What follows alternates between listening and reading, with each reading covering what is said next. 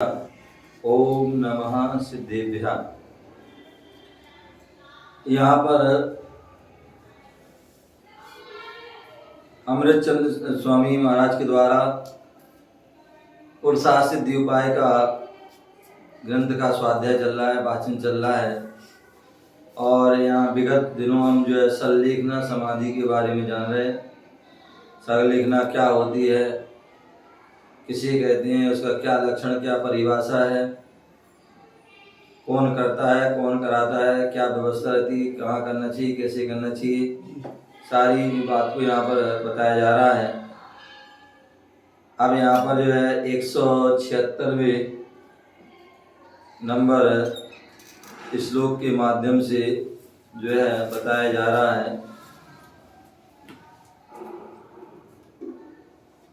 मरणान्ते वश्यमहं विधिना सल्लेखनां करिष्यामि इति भावना परिणतो नागतमपि पालयेदीदं शीलम्।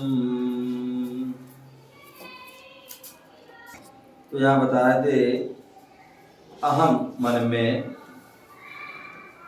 मरणान्ते मरण काल में अवश्यम अवश्य ही विधिना शास्त्रोक्त विधि से संलेखना समाधि मरण करिष्यामि करूँगा। अब जो है जो साधक है वह अपना संकल्प कर रहा है, अपनी भावना बना रहा है कि मैं मरण काल में अवश्य ही शास्त्रोक्त विधि से, जैसे आपने बताया है वैसी शास्त्रोक्त विधि से संलेखनाम समाधि मरण करूँगा। इति इस प्रकार भावना परिणता, भावना रूप परिणति करके अनागतमपि मरण काल आने से पहले ही इदम यह शीलम संलेखना व्रत पालना चाहिए। कितनी सुंदर बात बोली। बोले मैं मरण काल में अवश्य ही शास्त्रोक्त विधि से संलेखना समाधि मरण करूँगा, संतारा करूँगा। इस प्रकार जो है भावना रूप परिणति करें करके जो है ऐसी भावना बना करके मरण काल आने से पहले ही, ऐसा नहीं मैं मरण काल करूँगा तो उस मरण के समय हम बैठ रहे, तो मतलब ऐसा संकल्प तो कर लो, पहले भावना बना लो, उसके बाद जो है मरण काल आने से पहले ही यह शीलम संलेखना व्रत पालना चाहिए। इसलिए हमारे कहते श्रावक के 12 व्रतों में एक संलेखना व्रत है। क्या है? संलेखना व्रत है। तो उस संलेखना व्रत को पालन व्यक्ति श्रावक जो है अपने 8 साल से लेकर के जीवन के अंतिम पर्यंत उसका जो है अभ्यास करता है, पालन करता है, तभी खड़ा हो जाएगा, तभी उसकी जो है वह संलेखना हो पाती है। अन्यथा जो है वो कहे हम तो मरण काल में कर लेंगे, तो मानो बड़ा सोते सोते चले गए हैं, बेहोशी में चले गए, या काम करने की शक्ति नहीं, कुछ भी नहीं है, ना उठ पा रहा है, ना बैठ पा रहा है, ना सो पा रहा है, ना खा पा रहा है, ना पी पा रहा है, ना देख पा रहा है, ना सुन पा रहा है, कुछ भी नहीं कर पा रहे हैं। तो ऐसे में फिर यहाँ पे व्यक्ति बहुत से तो कोमा में चले जाते हैं, या डिप्रेशन में चले जाते हैं, या उनका फालिस मार जाता है, कुछ भी हो जाता है, होश ही बात नहीं है। महाराष्ट्र सुप्रीम कोर्ट ने आर्डर दिया हुआ कि कोई संथारा नहीं ले सकता हिंदुस्तान में। नहीं, वो जो है क्या बोलते हैं, पहले था सुप्रीम कोर्ट ने, high court, Rajasthan high court ने किसने दिया था, या सुप्रीम दिया था पहले ऐसा, लेकिन वो उसके बाद जो है 2015 में आपको पता होगा पूरे हिंदुस्तान में, और पूरे हिंदुस्तान क्या पूरे विश्व में इसकी एक रैली हुई थी, आंदोलन हुआ था, अनशन आदि हुआ था, और सारे साधु इकट्ठे हो गए थे। फिर उसमें दिगंबर श्वेतांबर तेराबंदी स्थानकवादी और मूर्ति पूजा, यहाँ तक कि हिंदू मुस्लिम सिख ईसाई उन्होंने भी सबने साथ दिया था, और देश विदेश में भी साथ दिया था। तो उसका प्रभाव हुआ था कि तुरंत जो है उसको जो है सुप्रीम कोर्ट को जो है उसको जो है स्थगित करना पड़ा वो निर्णय, समझ गया ना। तो वो कुछ इच्छा मृत्यु का जो है, इच्छा मृत्यु जो है जो करते ना लोग कि कोई बीमार कुछ परेशान तो भाई वो इंजेक्शन या कुछ दवा दे मर जाते हैं, तो वो उसके लिए जो है आदि मना किया गया है। बाकी इस संथारा और ये संलेखना के लिए मना नहीं, क्योंकि इसमें जो है व्यक्ति स्वेच्छा से कर रहा है, कोई जबरदस्ती से कोई नहीं करा रहा है। क्या कोई जब उनको पता नहीं था कि तो जबरदस्ती पकड़ा देते हैं, जबरदस्ती क्या करा देते हैं, ये कर वो, तो उसमें जो है वो उन्होंने उसमें रोक लगाई थी। ऐसा कई बार हो जाता है। हम लोग जो है जब मुनि हुआ, हमारी दीक्षा हुई, और मुनि दीक्षा होने का मेरा दूसरा चतुर्मास था आगरा में। तो आगरा चतुर्मास था MDN में, तो उसमें वहाँ पर एक जो है छिपी टोला जो कॉलोनी वहाँ, तो वहाँ के एक भैया थे और उनकी लगभग शायद 9-10 प्रतिमा थी, और वो अपने हर साल अपनी साधना करते थे घर, और उनका घर में ही चतुर्मास कर रहे थे। तो उनका स्वास्थ्य खराब हो गया चतुर्मास के प्रारंभ में ही, मतलब 10-15 दिन निकले होंगे, स्वास्थ्य खराब हो गया। अब स्वास्थ्य खराब हो गया, मतलब ज़्यादा ही खराब हो गया, और उनको भास गया कि अब हमारे पास ज़्यादा दिन नहीं है। तो उन्हें इच्छा व्यक्त की हमें जो है संलेखना धारण करना है, और महाराज जी आदि को बुलाओ, महाराज जी को बुला लो, संलेखना करना है। तो उनके बेटी भी आए, उनके परिवार जन आए, वहाँ की समाज की आए, पूरे आगरा की कमेटी जो वो भी आई, सब आए। और करने के बाद जब वो उन्होंने प्रार्थना की बनाया, अब वहाँ चलो, मैंने उनको कहा कि भाई यदि उनकी ऐसी भावना है तो वहाँ वो यहाँ आए, भाई अपनी प्रार्थना करें। बोले महाराज उनका नियम है, ये है वो, और आप चले हैं वहाँ मंदिर भी। तो फिर आप उनको समझाएं तो हो सकता है वो आ जाए, वो भी तो नहीं आ रहे हो। मैंने चलो कोई बात नहीं, अंत में सोचा भाई किसी का कल्याण होता हो जी तो जा सकते हैं, आगम में लिखा है ऐसा। और फिर वहाँ मंदिर भी थे, तो मैंने चलो मंदिर के दर्शन के लिए आप चलते हैं, कि चलो छिपी तो चातुर्मास पास में है, 3-4 किलोमीटर था, तो मैंने चलो छिपी टोला के मंदिर दर्शन करते हैं, निर्मल सदन है तो वहाँ वो 2-3 मंदिर, तो मैंने वहाँ दर्शन करने गया, और वहीं पीछे उनका मकान था। तो वहाँ गए, उनको अपनी भावना पर उनको समझाया, संबोधन किया, ये किया। तो बोले महाराज नियम है, हम कैसे करें। मैंने कोई बात नहीं, संलेखना की समाधि में जब महाराज लोग जा सकते हैं, नियम महाराज खोल रात को बोल सकते हैं, रात को चल सकते हैं, सब कुछ कर सकते हैं, सामाजिक में भी उठ जाएंगे, आहार भी छोड़ देंगे, अच्छा सब कुछ कर सकते हैं, समाधान है। तो फिर हमने कि तुम क्यों चल सकते हो, तुम तो मुनि से बड़े नहीं हो, हम तुम्हारे पास आ गए, तुम्हारे पास नहीं आता। तो क्योंकि देखो तुम्हारा अगर छोटा है, सारे संलेखना की ऐसी चीज होती है, उससे प्रभावना बहुत होती है जी, सारी समाज के लाभ होता है। अब तुम्हारे घर में तो सब लोग नहीं आ पाएंगे, सारी ऐसी बात बताए तो उन्हें तैयार हो गए, बोले ठीक है महाराज। और वो आ गए साथ में, वो साथ में आ गए, और साथ में आ गए तो उन्होंने कह दिया था, बोले महाराज सोमवार की यात्रा है क्या, तो सोमवार को आए थे, और सोमवार को उनकी अगले सोमवार समाधि हुई। तो बहुत सुंदर उनकी, मतलब पूरे जागृत अवस्था में, पूरे दिन, मतलब जो है पूरे सुबह से लेकर शाम रात में पूरे सब जगह वो पूरे अपने कहीं पाठ कहीं ये वो अपने करते रहते थे। तो कहने का तात्पर्य कि जो अभ्यास उन्होंने बहुत सालों से अभ्यास किया, और अभ्यास किया तो मतलब बहुत अच्छा हो। हमें याद है जो है 97 की, उसके पहले भी आचार्य श्री समाधि गाई, लेकिन 97 में पूरा हमने देखा। एक छतरपुर के बाबा थे, नौगांव के, लगी भद्र सागर जी, क्या पता है ना, पपोरा में आए दिन नौगांव वाले बाबा आए थे, मतलब ऐसे जीर्ण शीर्ण उनका शरीर था, मतलब समझ लो तो सामने नहीं, यहाँ पर जो MP में छतरपुर के पास है। तो वहाँ के जो है वो आए, उनकी पत्नी है, उनके बच्चे लोग आए सारे, और वो पहले साधना कर रहे होंगे, और उन्हें भावना में महाराज जी के साथ में रहना है, और संलेखन समाधि करना। आचार्य जी ने बहुत समझाया कि भैया अभी देखो हमारा बिहार चल रहा है, अभी आपको जो है आपकी इतनी जरूरत अवस्था है, आपको परेशानी हो जाएगी, आप ऐसा करो, हमारा भिंड के लिए बिहार हो रहा है, और संभवतः वहाँ चतुर्मास होगा, आपको वहाँ जाना है। बोले नहीं महाराज, आपको भिंड पहुँचना है, संभवतः 15 दिन महीना में लगेगा, और 15 दिन महीना पल का भरोसा नहीं, कब क्या हो जाए जी, तो हम तो ऐसे चले जाएंगे। बोले हमें नहीं, हम तो आपके साथ में रहना है। बोले आपको परेशानी होगी, बोले कुछ नहीं, हमारी जो है मतलब बोले जो बच्चे हैं, बच्चे लोग महाराज उनकी बोला भाई बच्चों से भाई देख लो भाई, बोले महाराज इनकी इच्छा है तो आप आज्ञा दो। बोले मतलब परेशानी हो जाएगी, व्यवस्था आप कैसे, हमारी ऐसी व्यवस्था है। बोले नहीं, आप इनकी हम अलग से पूरी व्यवस्था करेंगे, गाड़ी वगैरह सब जो उनकी चलेगी, उनकी सारे खाने पीने सब तो ठीक है, मैं कोई दिक्कत। तो लोग पूरे साथ चले, और मतलब इतने जुड़े मतलब कहीं भी कुछ भी हो जाए, मतलब जो है गिर जाए, कुछ हो जाए, मतलब पिंड में हमारे अलग से कमरा कमरा लिया और एक चौका लगाया और सब साधुओं को आहार पड़गाम डेली करना। मियाँ बीवी और उनकी बहू वगैरह, उनकी मतलब 2 या 3 बहू थी, तो एक एक करके उनको बदलती रहे, बहू बेटा बदलती रहे और पूरे वो रहे, पूरी सेवा हर प्रकार।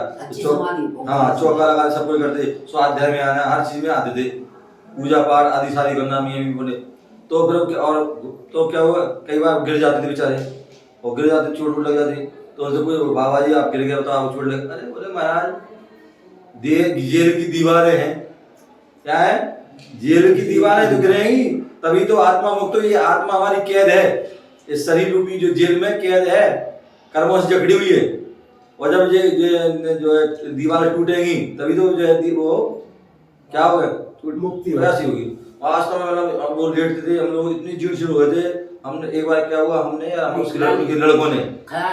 उनके लड़कों ने जो है क्या किया, ऐसे हाथ पकड़ लिया, उठा दिया, तो हाथ पकड़ा तो चमड़ी आ गई हाथ में, लेटे लेटे वो बेड शुरू हो गई।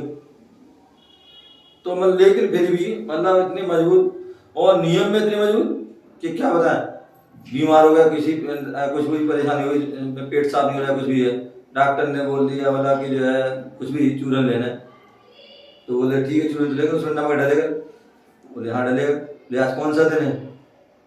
बोले रविवार है। तो बोले आज नहीं लेंगे। बोले क्यों? बोले नमक डाले ना, और बिना नमक ले नहीं सकते। बोले नमक का तो हमारा रसी है। बोले कोई बात नहीं, कल ही रसी। बोले नहीं, हम तो 20 साल से कर, 25 साल से करेंगे। ऐसे एक दिन जो है दवाई चल रही थी, चाशनी जलेगी। बोले आज कौन सा दिन है? बोले मंगलवार है। बोले नहीं, आज नहीं लेंगे, आज नहीं लेंगे। बोले जो है कमजोर, बोला ये चाशनी लेना होता, बोले नहीं, पानी से देना दे देना, दूसरे देना दे देना, लेकिन चाश नहीं लेंगे, नहीं ली, मीठे का त्याग। ऐसी जो है मतलब जो है जो गुरुवार को कोई भी ऐसे कुछ दूध रबड़ी या किसी भी दूध कुछ हुआ था, अब दूध ले लो, बोले आज नहीं, आज तो जो है गुरुवार है, दूध नहीं ले। तो कहने का मतलब इतने वो मजबूत थे, और वास्तव में बढ़िया समाधि, मतलब पूरे गुरुओं के पास मूल में साधु संत पूरा संगत पूरा समाधि हुई, और वो इतनी बढ़िया समाधि पूरे भिंड वालों ने पूरे देखी, और उसकी बढ़िया उसकी जलूस सारा पूरा निकला, और उसके बाद आज तक भी उनकी वो आप बढ़िया उनकी वो नहीं है छतरी वगैरह, पिछली कमंडल उसमें लगे हुए हैं। कई समय तो मतलब उनकी छतरी से जो है कमंडल खाली रखा था, लेकिन पानी झरता था उनमें। संथारा में तो कहते हैं ना जी, कुछ खाना पीना कुछ भी नहीं होता, दवाई वगैरह कुछ भी नहीं लेते। संथारा अगर लेते हैं, हाँ संथारा लेते हैं, उसमें ऐसा है, एक जो है उस संथारा जो होती है, एक तो आजीवन का होता है यम संथारा, यम, और एक नियम होता है। तो यम होता है बिल्कुल जो है हमने ले लिया 4 प्रकार त्याग पूरा, और एक नियम होता है 12 साल का। क्या होता है हमें बताया ना अभी, एक तो जो है संथारा व्रत होता है, नियम संलेखना व्रत होता है, और संलेखना एक जो है धारण करना, तो एक वो भी नियम और यम। तो एक जो व्रत लेते हैं संथारा का, वो तो जो है 8 साल से उम्र से 8 साल की उम्र से जीवन पर्यंत वो चलता है संलेखना व्रत। और एक संलेखना धारण करना वो मरण के समय होता है, तो वो 12 साल की चलती है। और एक जो होती है देखा गया तो मतलब उठ नहीं पा रहा, बैठ नहीं पा रहा, कुछ भी नहीं कर पा रहा है, न दिख रहा है आंखों से, न सुन पा रहा है, तो कुछ भी नहीं कर पा रहा है, तो ऐसे समय 4 प्रकार के आहार का त्याग वो करते हैं। वो जो है नियम यम संलेखना, और एक 12 साल की होती है, ठीक है ना। तो इस प्रकार से वो है, तो जब यम कर देते फिर कुछ नहीं करते हैं, और नियम में पूरे क्रम से 12 साल तक जो है साधना होती है। तो इस प्रकार से तो ऐसे कई हमने जो है समाज, ऐसे एक विश्व धीर सागर धैर्य सागर शरीर, उनकी बहुत बढ़िया समाधि हुई है। भिंड के थे मतलब जो कलकत्ता वाले जो रहने लगे थे, फिर वो तो उनकी बहुत बढ़िया, मतलब क्या मतलब उनकी भी वो भी इतनी मजबूत। भिंड में वो भी थे, कूल्हे की हड्डी टूट गई, उनसे कहा आप यहीं रुक जाओ, आपकी वहाँ जो है वहीं वो करा, वहीं आप मतलब जो है मतलब आप यहीं कोई साधु रोक दिया नहीं, शिकारी भाई बोले महाराज सिद्ध भगवान सिद्ध जो बनते हैं वो शिखर जी आते हैं, हैं वहां से सिद्ध पद पाते हैं, और हम यहाँ नहीं जाए भिंड में, वही नहीं हम तो जाएंगे। बोले आपको चोट लगी है, खड़े नहीं हो पाओ, चल नहीं पाओ, बोले कुछ भी हम नहीं जाए, हम तो जाएंगे। शिकारी भाई सुन ली समाज और वास्तविकता में गए पूरे चले, पूरा अपने इतनी परेशानी होती थी, पैर ऊंचे नीचे हो गए थे कूलर टूटने से। अब वो क्या प्लस तो बनवाया नहीं, कुछ किया नहीं हमने, तो पैर ऊंचे नीचे हो गए। अब पैर नीचे हो गया तो अब खड़े नहीं हो पाए, दर्द भी खूब सब कुछ होता है, लेकिन फिर भी साथ गए सारी, उन्होंने जो है क्या किया, पूरा सहन किया। और कई बार ऊंची नीची व्यवस्था हो जाए सब, लेकिन फिर भी क्षमता हुआ, किसी ने कुछ नहीं कहा। कोई पूछते महाराज आपको ध्यान रखते, कोई नहीं बहुत ध्यान रखते हैं। अंजलि नहीं मार पाया तो उनकी पकड़ा जी, वो सब खड़ा नहीं किया, केयर पकड़ा जी, सारा पूरा बढ़िया उनकी सल्लेखन जो है चतुर्मास के अंत तक बढ़िया उनकी अच्छी सल्लेखन। तो ऐसे कई उदाहरण ऐसे देखे हैं कि जिन्होंने मतलब जो है जिन्होंने शुरू से साधना की उनकी बढ़िया सल्लेखना हुई। तो इसलिए आप बोल रहे हैं कि जो है एक तो हमें ये भावना मानना है कि मैं मरण काल में अवश्य ही शास्त्रोक्त विधि से क्या करूंगा, सल्लेखना समाधि मन करूंगा। एक संकल्प करना है, एक भावना बनाए, और दूसरे जो है इस प्रकार जो है भावना रूप परिणति करके, भावना भा करके, फिर इतनी भावना केवल भावना ही नहीं है, उस ओर आगे कदम भी बढ़ाना, रास्ते में भी चलना है। तो मरण काल आने से पहले ही यह शील जो है सल्लेखना व्रत पालन करना है, ठीक है ना। तो इस प्रकार से यहाँ बता रहे अंतिम भव्य आत्माओं, अंतिम तीर्थ भगवान महावीर स्वामी की पीयूष वाणी जो है हम देखना हम सभी सुन रहे हैं। आचार्य जो है अमृतचंद स्वामी महाराज ने अलौकिक दिव्य सूत्र प्रदान किया है। क्या किया है, बोले जीवन में क्या, बोले जीवन में क्या करना है, निर्मल जीवन उसी का है जिसने जीवन में मरण की कला सीखी। बोले दुनिया के जो है जो भी लोग हैं या दुनिया के अन्य जितने भी धर्म हैं वो जीने की कला तो सिखाते हैं, या अन्य जितने भी गुरु महाराज गुरु होते हैं जो अपने उनके जो अन्य धर्मों के वो गुरु होते हैं वो क्या करते हैं, ऐसे जीना चाहिए, ऐसे जीना चाहिए, ऐसे ये करना चाहिए, ऐसे।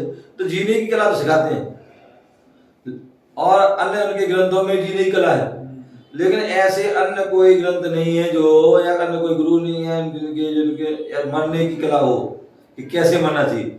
ये केवल एक जैन धर्म ही है, जैन शास्त्रों में ही, जैन आगम में जैन गुरु ही बताते हैं कि हमें कैसे जीने के साथ साथ कैसे हमें सम्यक मरण करना है।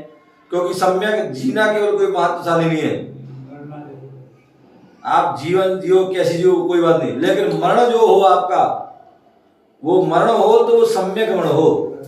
क्या हो, सम्यक मरण हो, धर्म के साथ मरण हो, संयम के साथ मरण हो, व्रतों के साथ मरण हो, तप के साथ हमारा मरण हो, समझ गए ना, रत्नात्रय के साथ हमारा मरण हो, सल्लेखना समाधि पर मरण हो, तो वो हमारा जो है। तो इसलिए बोला जिसने जीवन में मरण की कला को सीखा है, चतुर्गतियों के लिए तुमने अनंत बार जिया है। क्या है, बोले हम अनादि काल से क्या कर रहे हैं, चतुर्गति रूप संसार में भ्रमण कर रहे हैं, 84 लाख योनियों में, क्या 84 लाख योनियों में और 199 कुल कोटि में हम क्या कर रहे हैं, भ्रमण कर रहे हैं, जन्म मरण कर ही कर रहे हैं। कितने भेष बदल दिए, कितने, ऐसा नहीं कि एक ही बार मनुष्य धर्म किया, पता नहीं कितनी बार मनुष्य बने होंगे, कितनी बार जो है त्रियंच बने होंगे, कितनी बार नारकी बने होंगे, कितने बार निगोदिया बने, कितने देव बने होंगे, अनेक अनेक भाव धारण किए। जहाँ हम जो है 24 पुराण आदि ग्रंथ पढ़ते हैं या महावीर पुराण ग्रंथ पढ़ते हैं, उसमें देखिए कहाँ आदिनाथ भगवान के सम्मोषण में तृतीय काल में जो है वह मारीच का जीव था मुनि बन के, लेकिन मिथ्यात्व कर्म का बताया, अहंकार आ गया और सम्मोषण से निकल गया और 363 मत चला दी। क्या 363 प्रजा और मतों के कारण अनेक कितने कितने लोगों को उन्होंने मिथ्यात्व में फंसा दिया, भ्रमित कर दिया। लेकिन और उसके कारण क्या हुआ, कितने करोड़ों भवन धारण किए हैं, सारे उनमें लिखे हैं, महापुराण लिखा है, कितने गधे बने, कितने बार नरक में गया, कितने में गया, कितने क्या बने, सारा उसमें वर्णन दिया गया। तो ऐसे ही जब उनने तो महावीर स्वामी ने तो नहीं किया, हमने तो पता नहीं कितने दाड़ा कर लिए, कितने करते आ रहे हैं और अभी भी कितने पता नहीं कितने करेंगे। तो इसलिए बोले कितने भेष बदले हैं, कितने भाव बदले हैं, क्योंकि जैसा व्यक्ति जाता है, जिस रूप में जाता है वैसे भाव जाता है। नरक में जाएगा तो नरक रूप भाव हो जाएंगे, निगोद में जाएगा तो निगोद रूप भाव हो जाएंगे, मनुष्य में आएगा तो मनुष्य रूप में आ जाएगा, देव में जाएगा देव रूप में, त्रियंच में जाएगा त्रियंच, पक्षी पशु पक्षी में जाएगा पशु पक्षी में जाएगा। जैसे रूप में जाएगा वैसे उसके भाव हो जाते हैं। आर खंड में जन्म हुआ तो आर खंड रूप हो जाएंगे, मलेश खंड में हुआ तो मलेश खंड में जाएगा, समझ गए ना।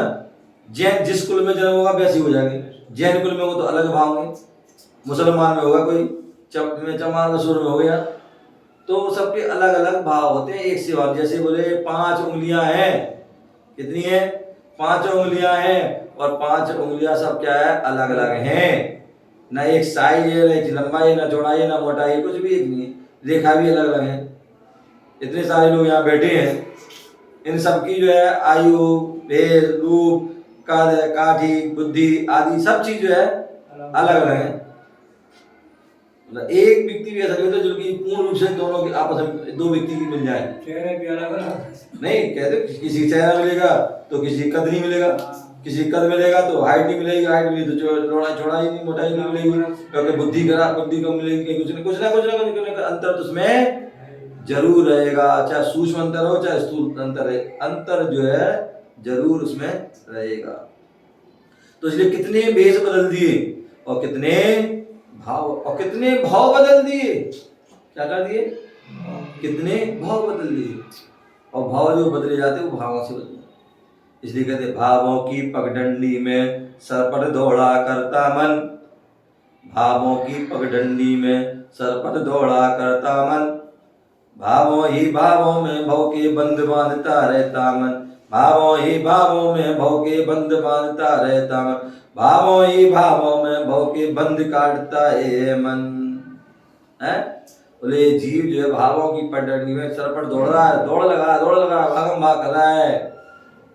किस लिए दौड़ रहा है, किस कारण दौड़ रहा है, कर्मों कारण। भावों ही भावों में भव के बंध बांधता रहता मन, ऐसे वो अशुभ भाव कर लेता, पाप रूप भाव कर लेता है कि भव के बंध को बांधता रहता, और भावों ही भावों में भव के बंध काटता रहता मन। और यदि अच्छे भाव कर लिए, अच्छे काम कर लिए तो भावों के बंध भी कट जाते हैं। तो कितने भेष बदले, कितने भाव बदले और कितने भाव बदल दिए, परंतु भवातीत नहीं हुए। जो भगवान होते हैं अनंत भगवान सिद्ध भवातीत हो है, अब भव उनको धारण नहीं करना है, वो उनका अंतिम भव होता है, चरम शरीर से उनका जाता है।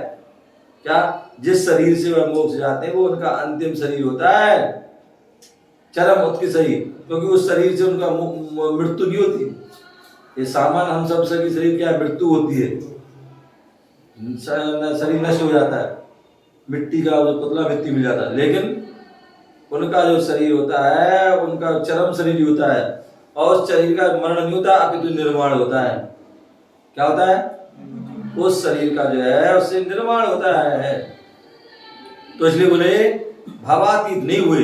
एक बार जो भवातीत हो गया, मैंने कल ही बताया था, एक बार जो है भवातीत मतलब भाव से अतीत हो गया, अब भाव धारण नहीं करना, मोक्ष हो गया है, फिर वह दोबारा उसको धारण नहीं करता है। अहो ज्ञानियों, पुण्य के सद्भाव में व्यक्ति को जो है पाप की काली रात्रियां नजर नहीं आती है। कितनी बढ़िया बात बोली है। यदि पुण्य का सद्भाव है, पुण्य सहज है, तो व्यक्ति क्या, व्यक्ति की जो है व्यक्ति को पाप की काली रात्रि नजर नहीं आती है। जब पाप का उदय होता है, पुण्य का जो है क्या होता है, अभाव होता है, तभी व्यक्ति जो है पाप की काली रातें उसको दिखती है, नजर आती हैं। जब उसका पुण्य तीव्र पुण्य होता है तो उसके लिए काली रात्रि नजर नहीं आती है। ध्यान रखना, ना पुण्य काम में आएगा, ना भगवान काम में आएंगे, ना तेरे भाव ही काम आएंगे। कितनी सुंदर ये उत्कृष्ट बात बोली है, शुद्धोपयोग की दशा की। पुण्य भाव से काम नहीं आएगा। बता 3 दशा होती है, एक अशुभ दशा होती है, एक शुभ दशा होती है, एक शुद्ध दशा होती है।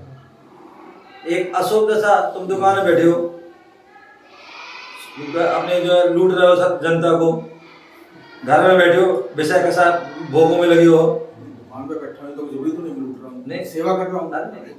अधिक हम लूटते हैं, सेवा बहुत कम होती है। नाजायज प्रॉफिट सेवा जो है, वो गलत है। सेवा जो है व्यक्ति, मैं बता रहा हूँ 100 में 1000 में एक आध व्यक्ति करता है। एक्चुअल में सेवा कर रहा हूँ।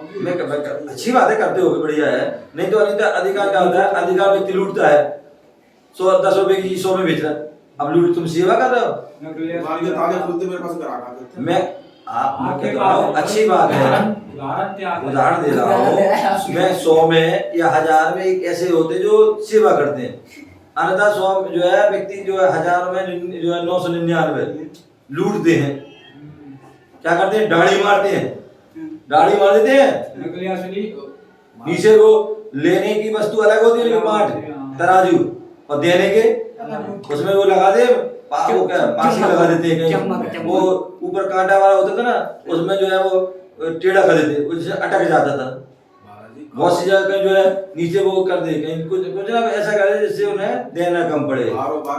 दूसरी बात, कहीं जो नकली में सामान देते हैं, किराने वाले क्या करते हैं, काली मिर्च की जो होती है उसमें पपीते की बीज मिला दी जी, धना में जो है जो पे धना होता है उसमें घोड़े की बीज मिला दी, अब जो है लाल मिर्च में ग्योरी मिला दी, तो ये सब क्या है, लूट रहा तुम। आज ये क्या है, पनीर बता कि पनीर बनाते हैं नकली बना रहे हैं, खोआ बना रहे हैं नकली बना रहे हैं, दूध बना रहे हैं नकली बना रहे हैं, जहर है वो तो गलत, क्या कर लूट रहे हो। एक छोटा सा प्रश्न है दूध के बारे में, एक मिनट, लूट रहे हो, समझ।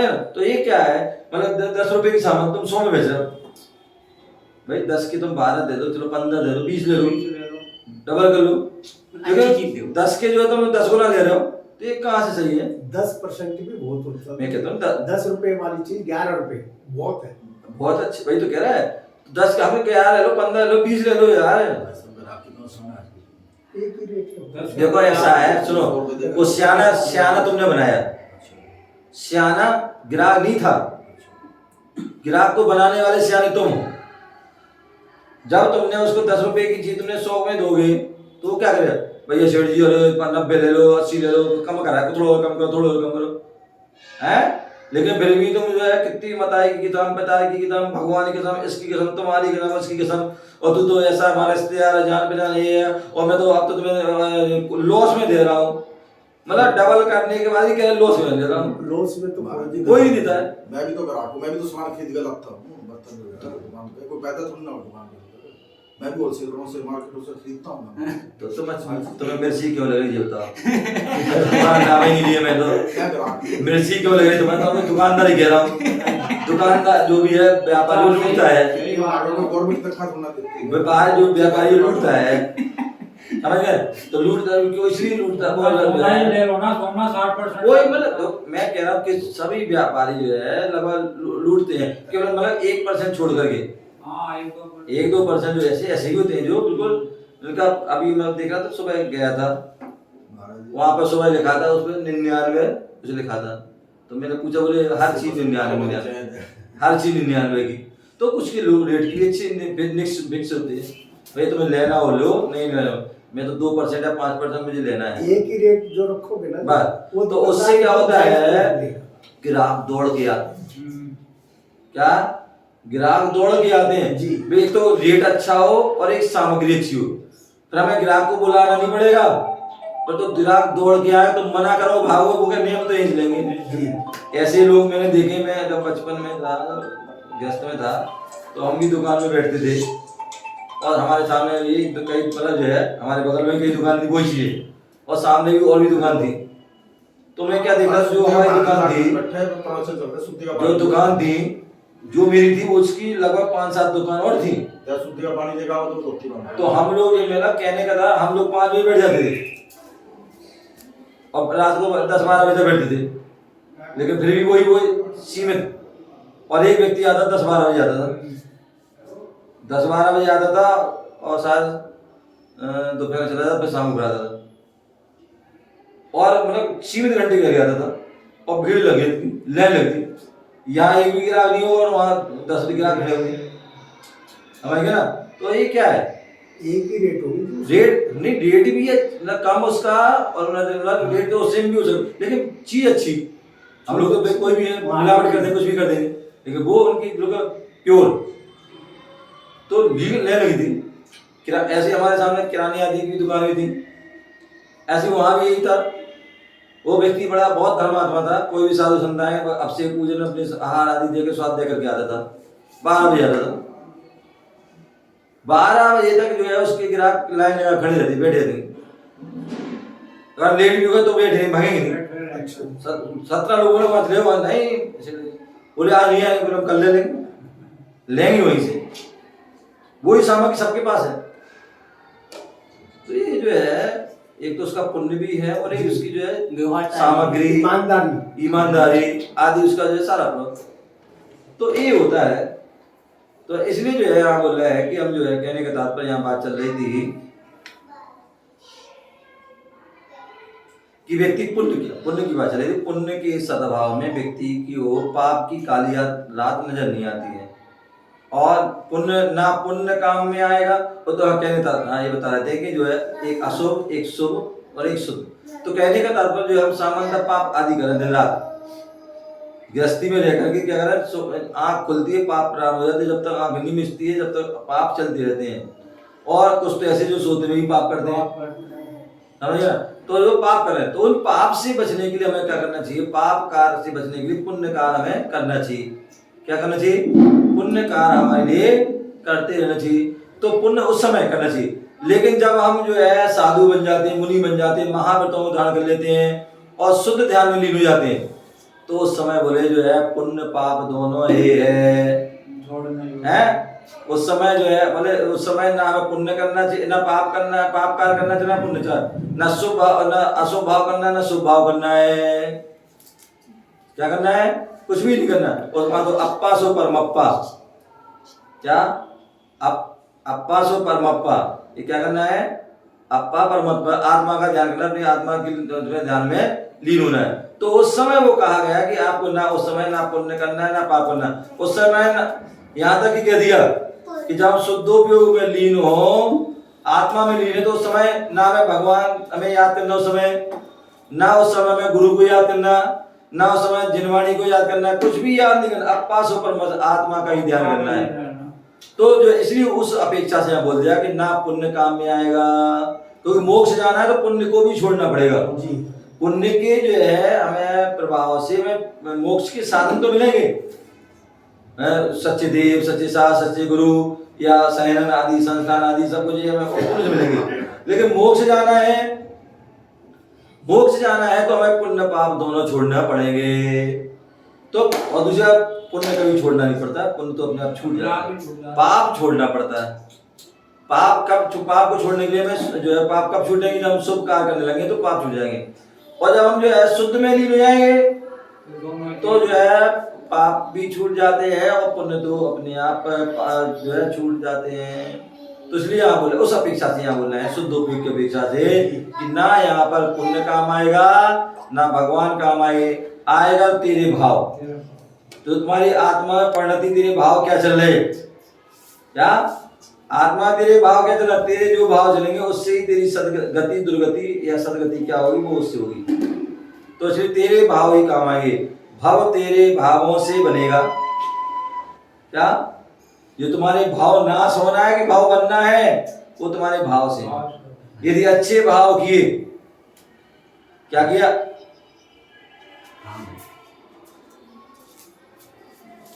अच्छे भाव किए आपने, क्या अच्छे भाव किए, तो अच्छे भाव करने से क्या हो जाएगा, आपका भाव नष्ट हो जाएंगे। अच्छे कर्म किए तो अच्छे भाव किए तो भाव नष्ट हो जाएंगे, और बुरे भाव कर दिए तो क्या हो जाएंगे, भाव बढ़ते चले जाएंगे। तो इसलिए भाव तेरा भावों से बनेगा। जितने भी जो भाव बनना है, भाई नरक में जाना तो वो कैसे भाव, हमने पाप रूप भाव किए तो नरक जाना पड़ा, माया छल कपट रूप भाव किए तो त्रेध में जाना पड़ेगा, अच्छे भाव किए तो मनुष्य में जाओगे, और अच्छे किए तो देव में जाओगे। तो इसलिए भाव तेरा भाव से बनेगा। जैन सिद्धांत में 3 प्रकार के मण की चर्चा है। क्या है? जैन दर्शन में जो है 3 प्रकार के मण की व्यवस्था है। एक इंगिनी मण, दूसरा प्रायोग मरण, तीसरा भक्त प्रत्याख्यान मण। ये 3 मण होते हैं। हम सभी इतने अशुभ कर्म से बंधे हुए हैं कि आज का एक श्रेष्ठ मुनि या आचार्य भी इंगिनी मण नहीं कर सकता है। क्या है? हम अनादि काल से इतने पाप से बने हुए हैं कि वो हम जो है आज जो जितने भी साधु संत हैं वो कोई भी इंगिनी मरण नहीं कर सकते, क्योंकि इंगिनी मरण उत्कृष्ट होता है।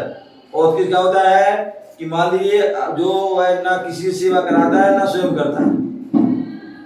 यदि व्यक्ति को वह कांटा लग गया हुआ है तो कांटा ना वो स्वयं से निकलवाएगा, स्वयं ना निकालेगा, ना दूसरों से निकालेगा। ये उसकी उत्कृष्ट साधना होती है। ना स्वयं के ना किसी वैयावृत्ति कराएगा, ना स्वयं उसको वैयावृत्ति स्वयं अपने हाथ से भी नहीं करेगा। समझ गए ना? तो इस प्रकार से वह जो है इंगिनी मरण क्या होता है, एक श्रेष्ठ मुनि आचार्य भी इंगिनी मरण नहीं कर सकता। प्रायोग मरण भी नहीं कर सकता है। क्या नहीं करता है? प्रायोग गमन भी नहीं करता, क्योंकि पंचम काल में एकमात्र भक्त प्रत्याख्यान जो है मरण होता है। कौन सा होता है? एक मात्र भक्त प्रत्याख्यान मरण होता है, जिसमें दूसरे भी सेवा करते हैं और स्वयं भी अपना सहयोग कर लेता है, ध्यान करता है। तो इस प्रकार से यह जो है 3 प्रकार के जो है पंचम काल में एकमात्र भक्त प्रत्याख्यान होता है। यह प्रकरण जो है षटखंडागम के जो है षटखंडागम के जो है प्रारंभ में कहा गया। भोग ज्ञानी मरण के 3 भेद कहे हैं। क्या कहे हैं? मरण के जो 3 भेद कहे हैं, और वो 3 भेद कौन से हैं? बोले च्युत, च्यावत और त्यक्त।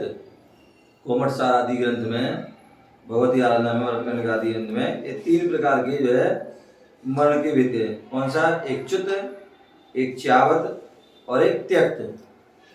जो मरण आयु को पूर्ण करके हो रहा हो।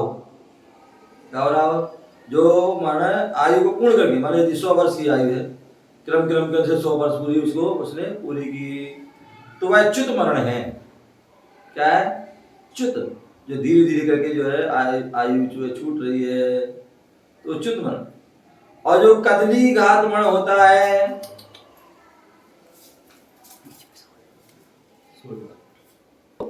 कदली घात क्या होता है?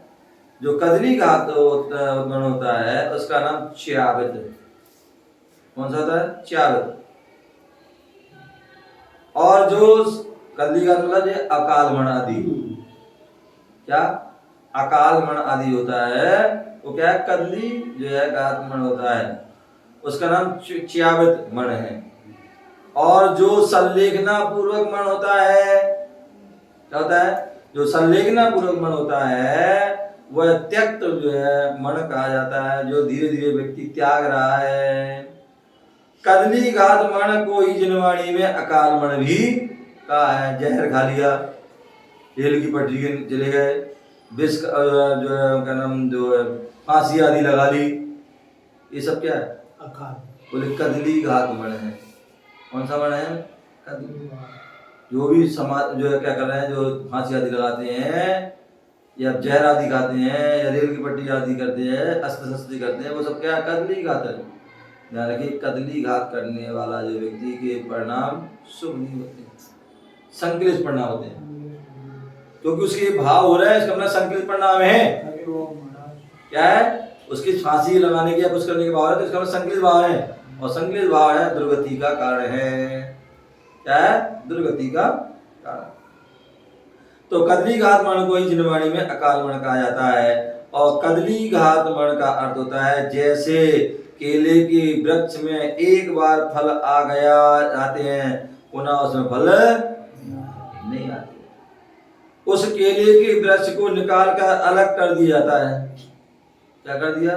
एक बार आ गया फिर दोबारा वो नहीं आता है, तो उसको फिर अलग कर दिया, परंतु उसकी आयु पूरी नहीं होती है। तो इस प्रकार से इसको कहा गया है। आगे इसके बारे में और विशेष जो है जो कदली गाताली कैसे बन होता है, कैसे चिप्स होता है, कैसे च्यावत होता है, इसका त्यक्त होता है, ये सारी बातें जो है आपको और भी आपको बताई जाएंगी। हम सभी जो है इसको सुने, देखें, जानें और ओम नमः शिवाय।